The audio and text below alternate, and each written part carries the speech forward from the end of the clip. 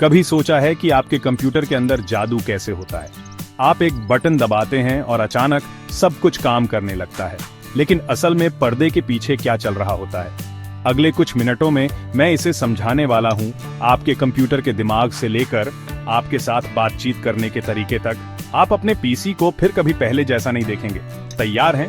चलो शुरू करते हैं। सबसे पहले सीपीयू यानी central processing unit.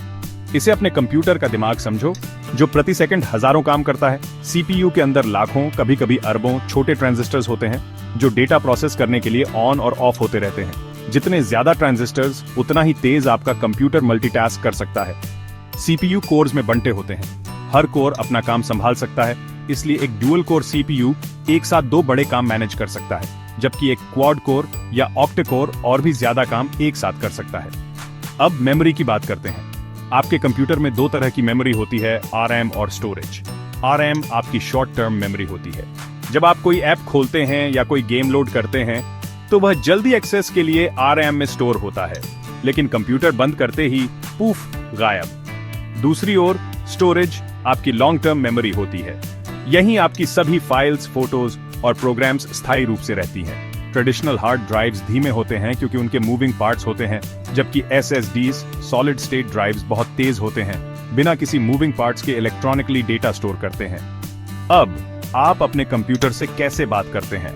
Input devices जैसे आपका कीबोर्ड और माउस कमांड्स भेजते हैं। हर की प्रेस, हर क्लिक डिजिटल सिग्नल्स में बदल जाता है, जिसे सीपीयू समझता है।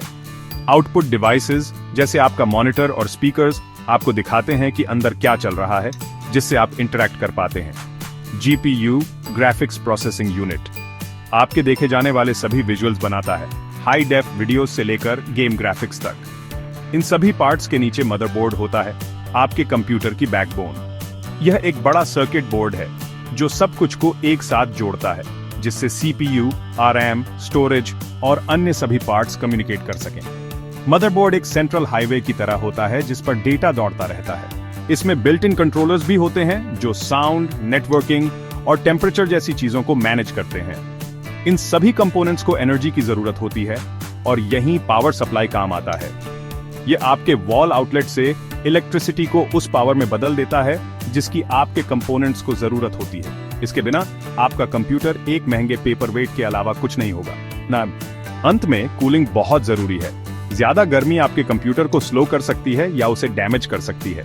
ज्यादातर कंप्यूटर्स गर्मी दूर करने के लिए फैंस और हीट सिंक्स का इस्तेमाल करते हैं, जबकि high performance machines liquid cooling का इस्तेमाल कर सकते हैं। आपका कंप्यूटर पोर्ट्स और बसेस के जरिए बाहरी दुनिया से जुड़ता है।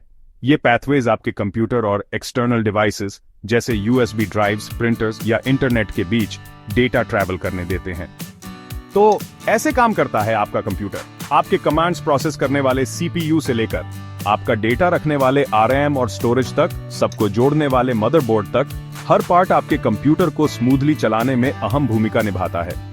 अगली बार जब आप अपने कंप्यूटर पर काम कर रहे हों, तो याद रखना, ये एक पावरफुल मशीन है जो कॉम्प्लेक्स टास्क्स करती है, वो भी पलक झपकते ही। अगर आपको यह एक्सप्लेनेशन हेल्पफुल लगा तो लाइक बटन दबाएं और ऐसे ही टेक ब्रेकडाउन्स के लिए सब्सक्राइब करें।